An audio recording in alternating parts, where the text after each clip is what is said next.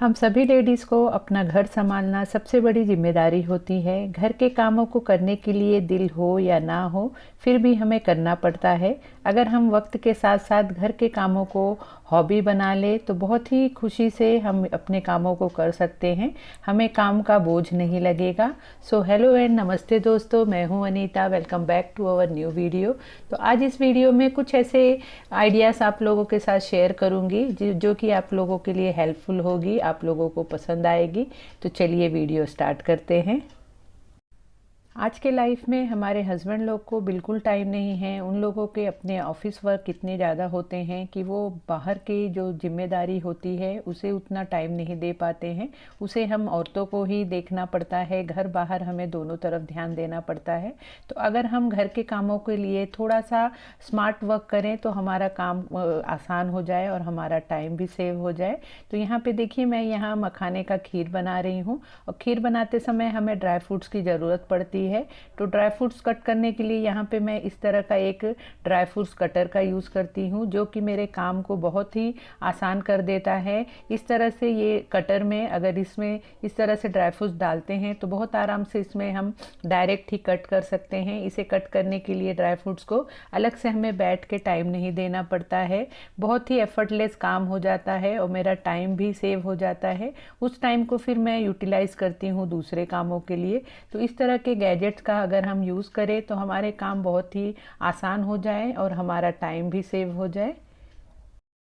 इसी तरह से मैं कोशिश करती हूँ जो भी काम उस दिन का होता है उसी दिन उसे निपटा लूँ। अगले दिन के लिए मैं पेंडिंग रखने की कोशिश नहीं करती हूँ, क्योंकि अगले दिन पेंडिंग रखेंगे तो फिर वो काम हमें ही मल्टीप्लाई होके मिलेगा। तो यहाँ पे देखिए, इस तरह से मैंने पूजा किया था।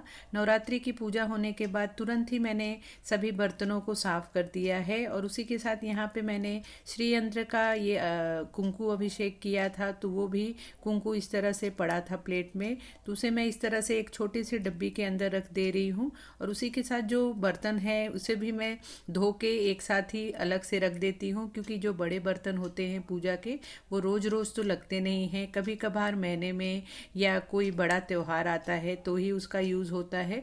तो उसे मैं इस तरह से अलग से रख देती हूँ। इस तरह का मैं एक डब्बे का यूज़ करती हूँ। बड़ा सा ये मेरा एक डब्बा है जिसमें मैं इस तरह के जो भी पूजा के बड़े वाले बर्तने होते हैं उन्हें सब मैं एक जगह पे स्टोर करके रखती हूँ, जिससे कि चीज़ें फैली हुई नहीं रहती हैं और जब भी ज़रूरत पड़ती है तो एक ही जगह पे सभी चीज़ें मिल जाती हैं। 9 दिन के नवरात्रि के उपवास में बिल्कुल टाइम नहीं मिला। यहाँ पे आप देख सकते हैं जो मेरा ये ग्रॉसरी का सेक्शन है, जहाँ पे मैं मंथली ग्रॉसरी जो एक्स्ट्रा आते हैं उसे मैं स्टोर करके रखती हूँ। वो सेक्शन कितना डिस्टर्ब हो गया है, क्योंकि 9 दिन की नवरात्रि में बिल्कुल टाइम नहीं मिलता है। पूजा पाठ में इतना टाइम चला जाता है कि बाकी चीज़ों पर ध्यान नहीं जाता है। और साथ ही साथ अब मुझे मंथली ग्रॉसरी शॉपिंग भी करनी है। तो यहाँ पर मैं इस तरह से पहले सभी चीज़ों को हटा के देख लेती हूँ कि क्या चीज़ें कम है या क्या चीज़ लाना है, क्या चीज़ ख़त्म हो गई है।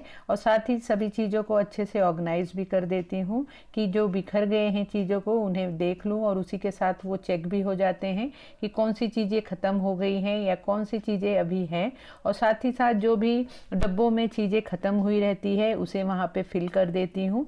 तो इससे हमें आइडिया मिल जाता है कि कौन सी चीज़ें हमें मार्केट से लाना है। अगर ग्रॉसरी शॉपिंग के पहले इस तरह से मैं चेक नहीं करती हूँ तो अननेसेसरी एक ही चीज़ 2-4 बार आ जाती है और हमारा पैसा वेस्ट होता है। तो इस तरह से मैं चीज़ों को चेक कर लेती हूँ और जो भी चीज़ें ख़त्म हुई रहती हैं उसे मैं लिस्ट में ऐड कर लेती हूँ, और जो चीज़ें फिल करनी होती हैं डब्बों में उसे मैं डब्बे में फिल कर लेती हूँ।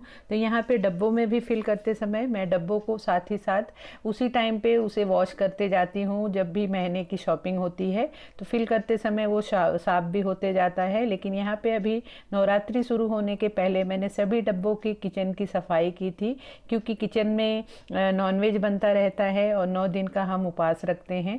तो चीज़ों को अच्छे से साफ़ सुथरा रहे तो ज़्यादा दिल को अच्छा लगता है। तो मैंने सभी डब्बे सभी बर्तन को वॉश किया था, तो इसलिए अब मैं डब्बों को साफ़ नहीं करने वाली हूँ। ऐसे ही कपड़े से थोड़ा सा झटक के और इसमें जो भी चीज़ें ख़त्म हुई हैं उसे मैं फिल कर दूँगी। तो इससे मुझे आइडिया मिल जाता है कि कौन सी चीज़ें मुझे लानी है या कौन सी चीज़ें मेरे घर में ऑलरेडी है।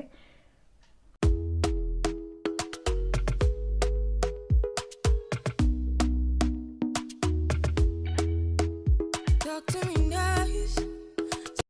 कभी कभार ऐसा होता है कि हमें काम करने का दिल नहीं होता है और हम बिना मन का या जल्दबाजी में काम कर लेते हैं, तो वो काम हमसे गलत ही हो जाता है। वैसे ही देखिए, यहाँ पे मैंने ये हनी का बॉटल है, जो कि मैंने हनी लाया था और बहुत बड़े बॉटल में लाया है।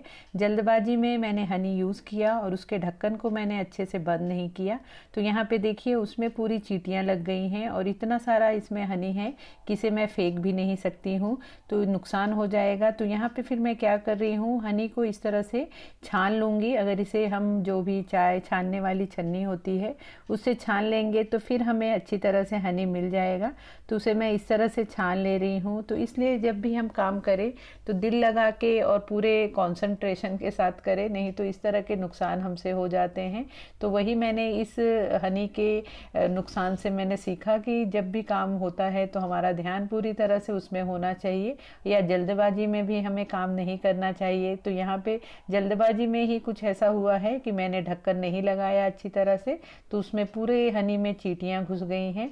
तो इस तरह से देखिए मैंने हनी को छान लिया है और हनी को छानने के बाद आप देख सकते हैं पूरी तरह से अच्छे से मुझे हनी फिर से मिल गया है, क्योंकि इतना सारा हनी था तो इसे मैं फेंक नहीं सकती थी। तो इस तरह से छान के इसे फिर से मैं बॉटल को धो के अच्छी तरह से इसमें फिल करके और टाइटली अब ढक्कन को बंद करके और इसे रख दूंगी। तो अब मैं बराबर, जब हम गलती करते हैं तो गलती से ही सीखते हैं, तो अगली बार अब फिर मुझसे ये गलती नहीं होगी।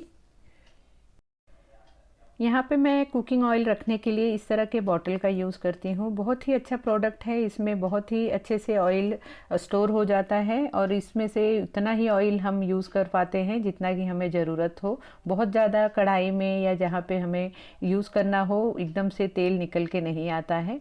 लेकिन इस बॉटल की प्रॉब्लम ये है कि इसका जो मुँह है वो बहुत ही छोटा सा है, तो इसमें तेल फिल करने के लिए बहुत ही ज़्यादा प्रॉब्लम होता है। अगर इस तरह का फिलर हमारे पास हो तो बहुत आसानी से हम इसमें तेल को फिल कर सकते हैं। तो यहाँ पे देखिए एक बॉटल में मैं इस तरह से सरसों का तेल डाल रही हूँ, तो यहाँ पे सरसों का तेल भी ऑलरेडी एक बॉटल में था, तो उसमें से मैं इसमें उसको ट्रांसफ़र कर रही हूँ। तो ये थोड़ा आसान हो जाता है, अगर फिलर नहीं भी है तो भी इसे हम धीरे धीरे फिल कर सकते हैं। लेकिन अगर इस तरह के पैकेट्स हो तो पैकेट में से अगर बॉटल में फिल करना हो तो वो थोड़ा सा मुश्किल हो जाता है। तो उसके लिए इस तरह के फिलर का अगर हम यूज़ करें तो बहुत ही आसानी से हम तेल बॉटल्स में फिल कर सकते हैं। सो फ्रेंड, ये था मेरा आज का वीडियो। आई होप आपको मेरी ये वीडियो अच्छी लगी होगी, आप लोगों के लिए यूज़फुल होगी। अगर आपको मेरी ये वीडियो पसंद आई हो तो प्लीज़ वीडियो को लाइक शेयर करना, और अगर आप मेरे चैनल पे फर्स्ट टाइम आए हैं तो प्लीज़ चैनल को ज़रूर सब्सक्राइब कर लेना और साथ ही बेल का भी बटन ज़रूर प्रेस कर देना कि मेरी आने वाली अगली सभी वीडियो के नोटिफिकेशन आपको सबसे पहले मिल सके। तो मिलते हैं फिर अगले वीडियो में। Bye bye.